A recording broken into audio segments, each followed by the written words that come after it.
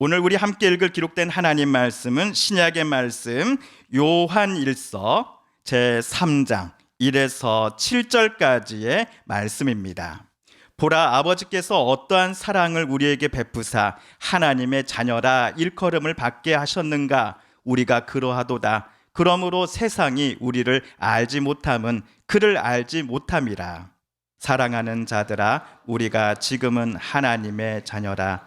장래에 어떻게 될지는 아직 나타나지 아니하였으나 그가 나타나시면 우리가 그와 같을 줄을 아는 것은 그의 참모습 그대로 볼 것이기 때문이니, 주를 향하여 이 소망을 가진 자마다 그의 깨끗하심과 같이 자기를 깨끗하게 하느니라. 죄를 짓는 자마다 불법을 행하나니 죄는 불법이라. 그가 우리 죄를 없애려고 나타나신 것을 너희가 아나니 그에게는 죄가 없느니라. 그 안에 거하는 자마다 범죄하지 아니하나니 범죄하는 자마다 그를 보지도 못하였고 그를 알지도 못하였느니라. 자녀들아, 아무도 너희를 미혹하지 못하게 하라. 의를 행하는 자는 그의 의로우심과 같이 의롭고. 아멘. 저와 여러분이 읽은 요한 1서의 저자는 요한입니다. 예수님의 제자 요한이지요.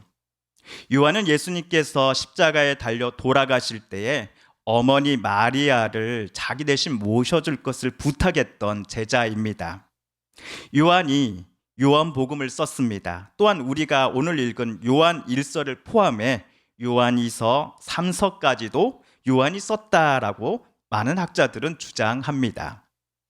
예수님께서 주 33년경에 십자가에 달려 돌아가셨다가 3일 만에 부활하시고 40일 후 승천을 하셨습니다.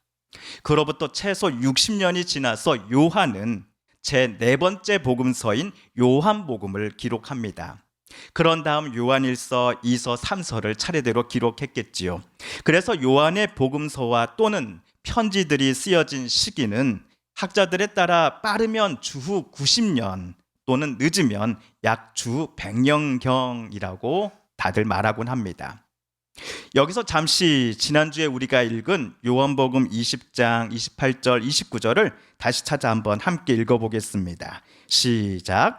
도마가 대답하여 이르되 나의 주님이시요 나의 하나님이시니이다. 예수께서 이르시되 너는 나를 본고로 믿느냐? 보지 못하고 믿는 자들은 복되도다 하시니라. 아멘. 저를 포함해 많은 분들이 도마에게 방금 하신 말씀을 예수님께서 의심 많은 도마를 꾸짖고자 하시기 위해서이다 라고 많이들 알고 계시지 않았을까 싶습니다. 그러나 예수님의 손과 옆구리에 난 못자국과 상처 자국을 만져보고서야 예수님의 부활을 믿게 되었던 도마의 이야기, 그리고 보지 못하고 믿는 자들은 복되도다라고 하신 예수님의 말씀을 그때로부터 적어도 60년이 흘렀을 때에 요한이 잊지 않고 있다가 여기 복음서에다가 기록했던 진짜 이유는 다른 데 있었습니다. 진짜 이유는 요한이 쓰고 있는 복음서 그리고 그의 서신들을 받아볼 사람들 중에 99% 이상이 부활하신 예수님을 직접 두 눈으로 목격한 적이 없었던 사람들이었기 때문이었습니다. 직접 본 적이 없었음에도 예수님의 부활을 믿는 사람들은 요한 당시의 성도들 말고도 또 누가 있었습니까? 바로 우리들입니다.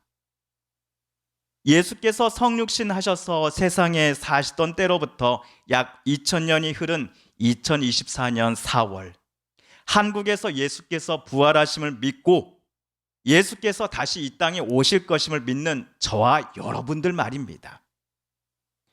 요한 1서의 저자, 제자 요한이나 베드로와는 달리 저와 여러분은 예수님을 직접 뵙지 못한 사람들입니다.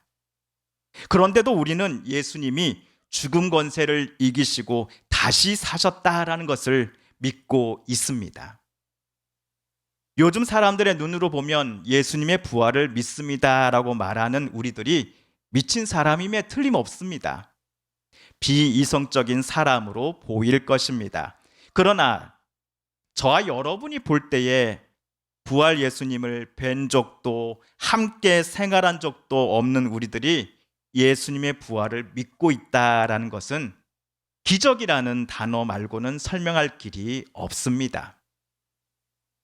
다만 예수님이 사시던 시대에 그리고 이스라엘에 산 적이 없었으며 예수님을 만난 적이 단 한 번도 없었던 2024년에 우리 그리스도인들이 예수님은 부활하셨습니다. 부활하신 예수님은 나의 주, 나의 하나님이십니다와 같이 고백하며 살아가는 것을 바라보시며 예수님은 나를 보지 않고 믿는 사람은 보고서 믿는 사람보다 더 복되도다, 복이 있다라고 칭찬하셨던 것입니다. 이 칭찬을 제자 요한은 기억하고 있다가 그의 복음서를 읽어 나갈 성도들에게 글로 써서 들려줬던 것이지요. 또한 2000년 전 요한 당시에 하셨던 예수님의 칭찬과 응원은 저와 여러분을 향한 것이기도 합니다. 그런데 요한 1서를 쓴 요한은 이 편지를 받아볼 또 읽어볼 성도들에게 다음처럼 묻는 듯 싶었습니다. 예수님의 부활을 믿는다라고 말하면 끝입니까? 예수님의 부활을 믿는다라고 말하는 것이 신앙생활의 최종 목표입니까? 라고 묻는 듯 제게는 느껴졌습니다. 군대를 다녀오신 분들은 다 아실 겁니다. 군대에서 실수를 저지른 후임이 선임들 앞에서 죄송합니다, 실형하겠습니다 라고 말하곤 합니다. 그러면 선임들이 무엇이라고 대답하는지 아십니까, 여러분? 죄송하다고 말하면 군생활 끝나냐? 저도 군복무 때 제 선임들로부터 자주 듣곤 했던 말입니다. 죄송하다고 말하면 군생활 끝나냐가 도대체 무슨 말일까요? 죄송합니다 라고 솔직히 말하는 즉시 군생활이 끝이 난다, 제대할 수 있다라는 말이 절대로 아닙니다. 실은 어이 후임, 내가 말로만 죄송하면 다냐? 지금 사과한다고 내가 실수한 게 무마가 될 것 같아? 라는 식의 속뜻을 품고 있습니다. 제가 오늘 본문을 묵상할 때에 요한도 자기 편지를 받아볼 이들에게 그리고 저에게 예수님의 부활을 믿는다라고 말하면 끝입니까? 라고 질문하고 있는 것 같았습니다. 물론 군대에서 후임의 실수에 오냐 요 녀석 잘 걸렸다 같은 고약한 심보를 가진 선임의 그 마음을 요한이 갖고서 요한 1서를 쓰지는 않았을 것입니다. 그렇다고 하여서 그리스도인으로서 새롭게 태어난 성도들이 예수님의 부활을 믿는다라고 말하기만 하면 하나님께서 성도들에게 더 이상 바라시는 것이 없을 것이다 라는 취지로 요한이 썼을 법한 데를 저와 여러분은 오늘 편지에서 단 한 군데도 발견하지 못하셨을 것입니다. 오해는 마십시오. 바울 당시 유대인 그리스도인들처럼 오늘 요한이 말했다라고 제가 말하고자 함이 절대로 아닙니다. 유대인 그리스도인들은 예수님을 주님으로 하나님의 아들로 그리스도로 믿는다라고 하는 믿음 갖는 것 좋지요. 그런데 그 믿음 말고도 참된 구원을 위해서라면 우리 유대인들처럼 당신네 이방인들도 할례를 받아야 합니다. 그래야만 완벽한 구원을 하나님께로부터 얻을 수 있습니다 라고 주장했습니다. 이런 주장이 바울이 부재시에 바울이 세워놓았던 교회들마다 들어와서는 성도들의 마음을 뒤흔들어 놓곤 했지요. 하지만 예수님의 부활을 믿는다라고 말하면 끝입니까? 와 같은 질문을 우리에게 던지는 듯한 요한은 자기 편지를 받아볼 성도들에게 할례를 요청한 적이 단 한 번도 없습니다. 모세가 이스라엘 백성들에게 전해준 율법 조문을 그리스도인들이 지켜야 한다라고 강요한 적도 없습니다. 그렇다면 예수님의 부활을 믿는다와 같이 누군가 보기에는 기적과 같은 고백을 하는 성도들에게, 또는 다른 사람의 눈에는 거의 미친 사람처럼 보이는 우리 그리스도인들에게 요구하는 무엇을 요청했단 말입니까? 이 질문의 답이 오늘 말씀 3절과 4절에 나옵니다. 3절과 4절을 우리 세 번역으로 다시 읽어볼까요? 시작. 그에게 이런 소망을 두는 사람은 누구나 그가 깨끗하신 것과 같이 자기를 깨끗하게 합니다. 죄를 짓는 사람마다 불법을 행하는 사람입니다. 죄는 곧 불법입니다. 십자가에 달려 죽으신 예수님은 아무 죄가 없으신 분이십니다. 예수님은 저와 여러분 그리고 온 세상의 죄를 없애고자 이 땅에 사람의 몸을 입고 오셨고 결국 십자가에 달려 화목제물이 되어 주셨습니다. 오늘 1절을 보십시오. 보라, 아버지께서 어떠한 사랑을 우리에게 베푸사 하나님의 자녀라 일컬음을 받게 하셨는가? 우리가 그러하도다라고 요한이 말하고 있지 않습니까? 하나님의 뜻에 전적으로 순종하시어 십자가에 달려 돌아가신 예수님을 통해 하나님 아버지께서 우리를 향한 사랑이 얼마나 그 크고 놀라운지를 저와 여러분은 깨닫게 되었습니다. 우리가 잘나서가 아니요 의로워서도 아니었습니다. 그럼에도 하나님은 요한의 편지를 받아볼 성도들을, 그리고 2024년에 저와 여러분들을 하나님의 자녀로 삼아 주셨습니다. 우리는 예수님 덕분에 죄의 자녀가 아니라 하나님의 자녀가 되었습니다. 이를 우리는 하나님의 은혜라고 부릅니다. 하나님의 은혜로 인하여 하나님의 자녀가 된 사람들은 예수께서 죽은 권세를 이기고 다시 살아나심을 믿는 것처럼 그 어느 날에 자신들도 부활하게 될 것을 믿는 사람들입니다. 그 어느 날이란 예수께서 세상에 다시 오시는 재림의 날이다라고 2절에서 요한은 설명하였지요. 잠시 1절과 2절을 정리해보면 다음과 같습니다. 첫째, 부활신앙을 가진 성도들은 하나님의 은혜로서 하나님의 자녀로 새롭게 태어났습니다. 둘째, 부활신앙을 가진 성도들은 예수께서 다시 오시는 재림의 날에 자신들도 예수님처럼 부활하게 될 것입니다. 그렇다면 부활신앙을 가진 성도들에게는 지금으로부터 예수님처럼 부활하는 그 날까지의 시간이 남아 있습니다. 눈, 코, 입, 귀, 손, 발, 그리고 오장육부와 오감을 가진 이 육신이라는 옷을 입고 살아가는 이 세상에서의 저와 여러분의 삶이 주님 다시 만날 때까지 어떠해야 하는가라고 요한은 오늘 편지에다가 썼습니까?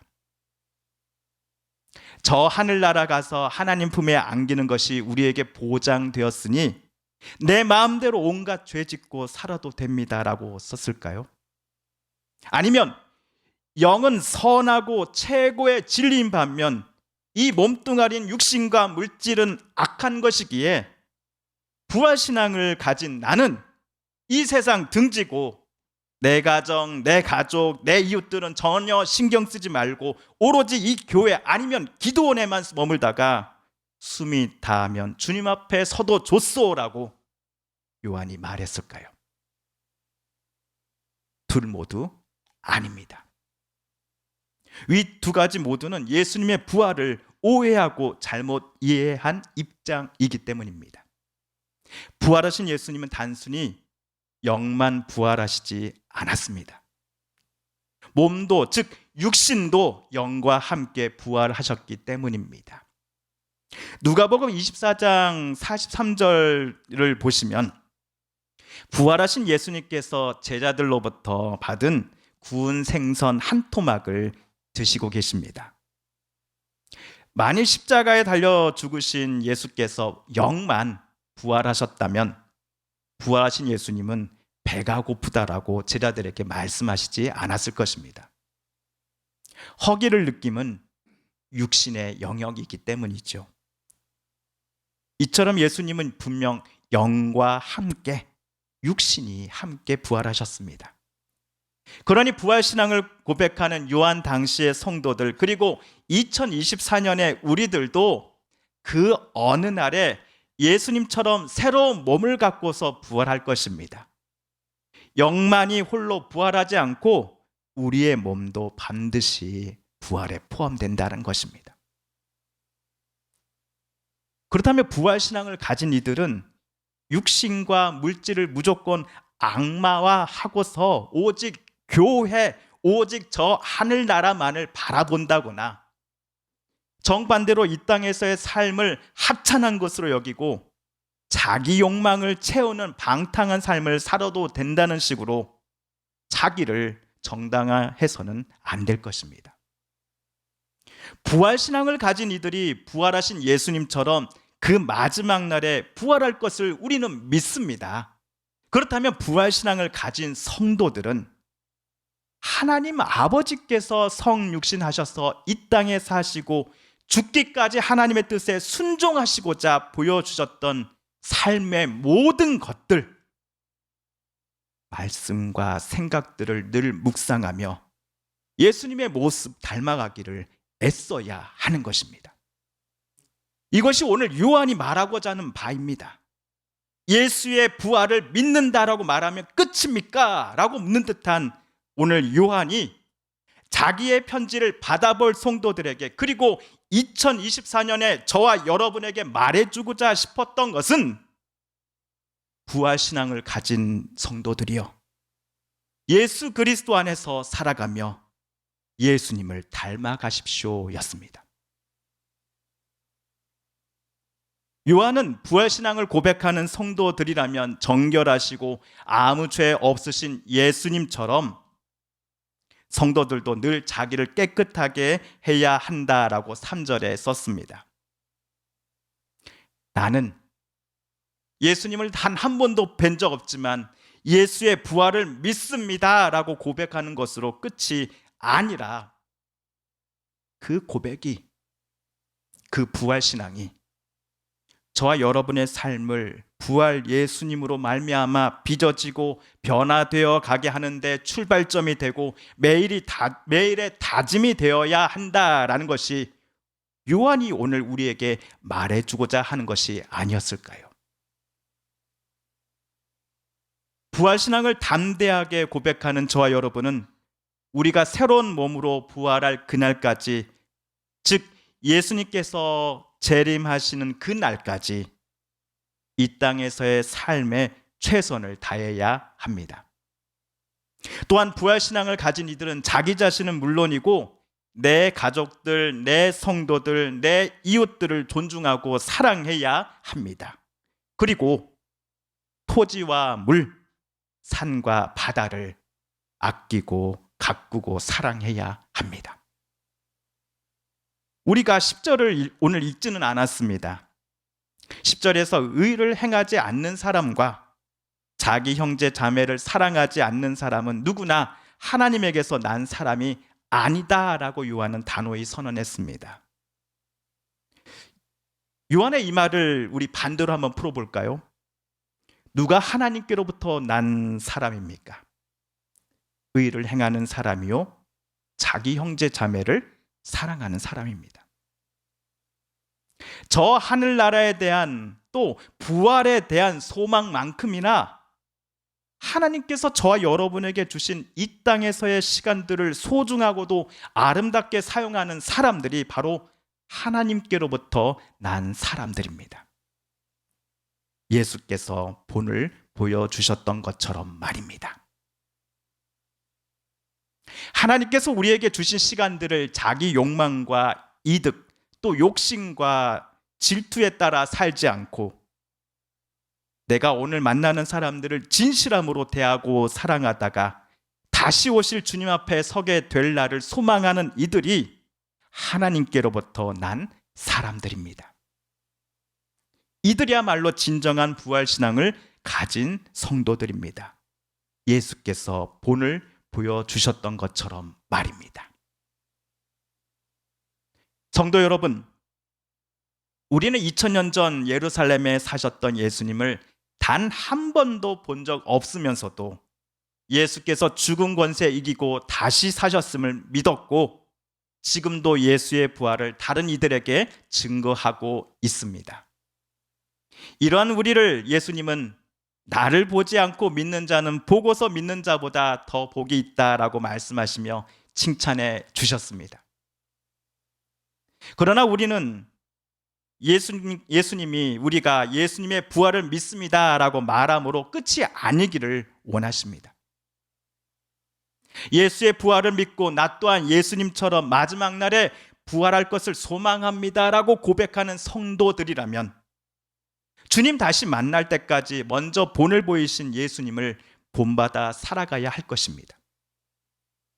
하늘나라가 소중한 것만큼 지금 이곳에서의 삶과 우리 주변의 사람들을 소중히 여기며 사랑하십시다. 우리에게 주신 귀한 물과 흙, 산과 바다를 잘 가꾸고 보존했다가 사랑하는 우리의 자녀 세대에게 물려주십시다. 부활하신 그리스도 안에 늘 거하면서 부활하신 예수께서 저와 여러분의 마음을, 성품을, 삶의 태도를 하나님의 뜻대로 아름답게 빚어가시기를 원하면서 하나님 앞에 늘 기도 드리십시다. 우리가 부활신앙을 믿는다라고 고백하는 사람들이라고 한다면 부활 예수님을 만나는 그 날까지 저와 여러분은 그리스도이신 예수님을 닮아가기를 오늘도 내일도 계속해야 할 것입니다. 함께 기도하겠습니다.